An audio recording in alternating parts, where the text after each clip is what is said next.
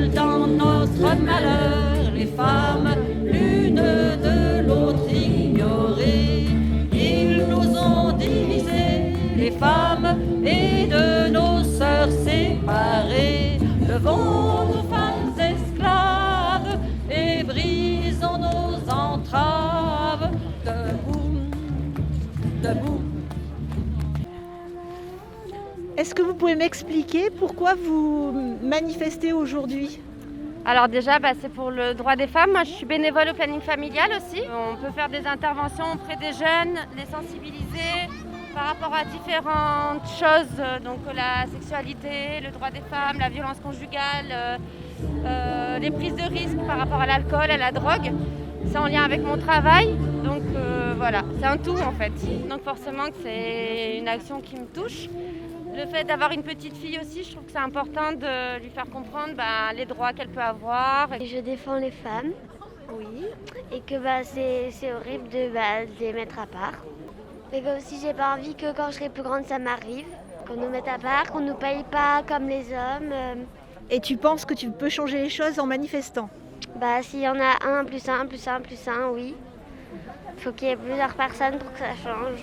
Les discriminations perdurent. Première de corvée, surexploitée, surexposée au risque de contamination. Nous sommes caissières, femmes de ménage, auxiliaires de vie, premières licenciées quand on n'a plus besoin de nous. Les femmes et les jeunes subissent particulièrement la précarité. Temps partiel, petit boulot, épuisement à l'hôpital public par manque de personnel, de lits, de moyens. Le combat d'égalité homme-femme, femme-homme est très important. C'est une évidence qu'aujourd'hui il faut mettre cette égalité en avant et puis la revendiquer, la mettre dans la rue, la rendre visible et montrer qu'on est très nombreux. Notamment, ce n'est pas qu'une question de femmes, c'est aussi une question d'hommes. Voilà. C'est qui fait la vaisselle, faut pas que ça se perde. Qui c'est qui doit rester belle, les mains dans la merde. Mais tout change, et voici Jules qui lange les fesses de l'héritier. Il balaye, et bientôt quelle merveille, il astique le plancher. Ça fait rien, on change rien. Parce que je trouve qu'il y a encore beaucoup trop d'inégalités, que ce soit dans le monde ou même en France, et que c'est important de lutter contre ça, parce que sinon ça ne s'arrêtera jamais. Quel type d'inégalité ? Que ce soit financière, sociale, toutes les inégalités entre les deux sexes. Je suis venue aujourd'hui à cette manifestation parce que je soutiens ce mouvement dans le sens où les femmes subissent encore beaucoup trop de violences aujourd'hui et c'est grave en 2021 que ce soit encore comme ça. Après, j'ai pas suivi le protocole de s'habiller tout en noir parce que j'aurais plutôt souhaité que la femme soit mise en valeur et soit valorisée. Et donc, pourquoi pas tout en couleur et voilà, mise en valeur. Et j'ai aussi du mal avec la notion de féminisme. Parce que pour moi, ça peut renforcer le sexisme aussi. Et ce que je souhaiterais surtout, c'est qu'on puisse passer à autre chose, c'est-à-dire que l'homme et la femme sont ce qu'ils sont, avec chacun leurs atouts, on va dire. Et j'aurais vraiment souhaité qu'on puisse passer à autre chose. Et pour moi, le fait de s'habiller en noir va encore victimiser la femme et que pour moi c'est aussi à la femme de changer de rôle, d'évoluer dans sa manière de se voir aussi et voilà, donc je soutiens parce qu'il y a beaucoup trop de violence et ça c'est juste énorme à l'heure actuelle encore, mais je souhaiterais que ce soit plutôt des actions qui montre que la femme a une place, un pouvoir et qui soit plus victimisée. Eh bien, si nous sommes ici aujourd'hui avec l'ensemble des organisations syndicales et des associations comme le planning familial qui chaque chaque jour de l'année œuvre pour le libre accès à la contraception, tout ce qui est prévention, droit à l'avortement, c'est parce que le Centre d'information des droits des femmes a une mission de service public pour tout ce qui est la défense des droits des femmes, l'égalité salariale, l'accès à la formation, accompagner les femmes victimes de violences, avoir un soutien psychologique. Nous avons à présent 9 salariés pour accompagner ces femmes et il paraissait évident que pour le jour de la Journée internationale des droits des femmes, que le CIDF soit également avec l'ensemble des partenaires. Nous, on est là en tant que... moi, je suis là en tant que femme, c'est bien évident. Et avec mon camarade, on représente ATTAC, qui est une association contre le capitalisme. Et moi, je ne suis pas toute jeune, j'ai 75 ans. Et j'ai lutté depuis toujours au MLF, au MLAC et aux droits des femmes depuis tout le temps. Et je considère qu'actuellement, on est au 21e siècle et les femmes n'ont toujours pas les droits qui sont normales. Mais le problème, c'est que jamais la parole des femmes n'est prise en compte. Dans n'importe quel gouvernement, dans n'importe quelle institution, les femmes ne sont pas prises en considération. Voilà, j'ai participé aujourd'hui à cette journée...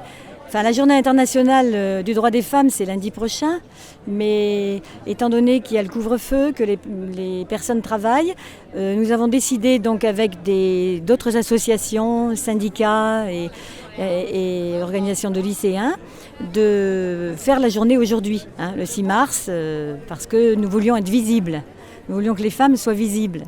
Et quel était le but de cette journée-là justement ? Alors le but, c'est...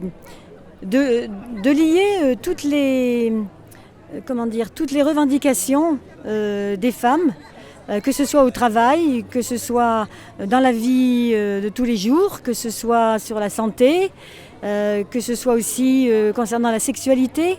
Nous, pour le planning familial, bien sûr, nous défendons la liberté des femmes en matière de choix de sa maternité, choix de sa sexualité. Nous dénonçons toutes les discriminations qui peuvent être faites à l'égard des femmes. La couleur violette est le symbole de la lutte des femmes aussi, depuis longtemps. Et voilà, donc nous avons associé un petit peu tout cela. Voilà pourquoi le foulard violet, la petite main. Et puis la journée d'aujourd'hui, les textes qui ont été lus, qui rassemblaient... tout un tas de thèmes qui concernent les femmes.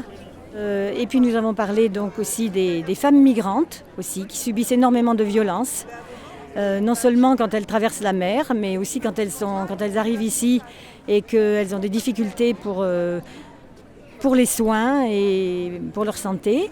Et je pense que tous les thèmes étaient rassemblés dans l'appel que nous avons fait en commun. Mais ces droits sont toujours remis en cause. Nous sommes intervenus, pour demander tout à l'heure qu'une rue porte le nom de Gisèle Halimi. Nous lui devons bien ça, sachant qu'au Puy, il y a 450 rues à peu près, et que sur les 450, il n'y en a que 14 qui portent des noms de femmes, et que parmi ces 14, il y a 10 noms de femmes qui étaient religieuses ou saintes, et seulement 4 femmes laïques. Il n'y a que 4 rues qui portent des noms de femmes laïques. Alors voilà pourquoi on a demandé qu'il y en ait une au moins qui soit dédiée à Gisèle Halimi. Bonjour Chloé, donc vous faites partie de la manifestation, vous avez distribué des poèmes pendant le parcours et vous avez aussi un petit panneau assez original. Je voulais que vous nous expliquiez pourquoi vous étiez là et quelles étaient les raisons et vos convictions. Voilà. Moi, ma conviction, en fait, c'est que les hommes et les femmes doivent être libres de faire tout ce qu'ils veulent et d'explorer toutes les potentialités de leur être. C'est-à-dire qu'il faut que, hommes comme femmes, on puisse faire le métier qu'on veut, créer ce qu'on a envie de créer, s'investir dans toutes les sphères où on a envie de s'investir. Pour moi, c'est le vrai sens du mot féminisme, en fait. Et à titre professionnel dans mon travail d'enseignante, j'aime bien parler de ces questions avec mes élèves. J'aime bien les faire participer à un concours qui s'appelle les Olympiades Olympe de la parole. J'ai fait ça plusieurs années quand je travaillais en réseau d'éducation prioritaire. Et c'est formidable quand on voit les jeunes garçons et les jeunes filles qui réfléchissent à ces questions-là. Ils croient souvent, quand ils ont 13 ans, que tout est fait, l'égalité est déjà là. Et en fait, quand on creuse un peu le sujet avec eux, ça leur ouvre les yeux sur le fait qu'il reste encore pas mal de choses à faire. On se sent assez proche du courant de l'écoféminisme qui considère qu'il y a un parallélisme en fait, entre les souffrances qu'on inflige à la Terre et celles qui peuvent être infligées aux femmes. Et sûrement, moi je pense que... Il est possible d'aller vers du mieux en respectant à la fois la terre et les femmes et que tout ça va ensemble. Il faut avancer sur les deux domaines